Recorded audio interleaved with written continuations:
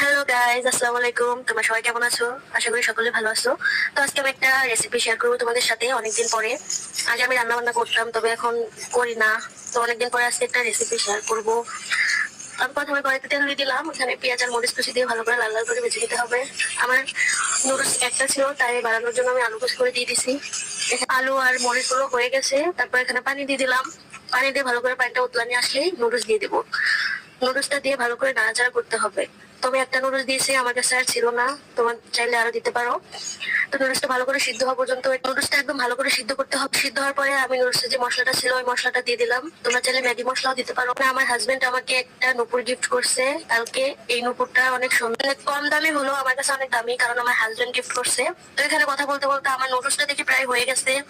নুডলসটা একদম ভালো করে সিদ্ধ হয়ে গেছে। এবার আমি এটা নামিয়ে নিবো নাড়াচাড়া। তো এটা আমি নামিয়ে নিলাম। নামানোর পরে কড়াইতে আমি আবারও তেল দিয়ে দিব ডিম পোস্ট করার জন্য। ডিমটা আমি আগে থাকতে বাটিতে ঢেলে রাখছিলাম, কারণ আমি এক হাতে ভিডিও করতেছি, ডিমটা ভাঙা সম্ভব ছিল না, তাই ডিম ভেঙে রাখছি।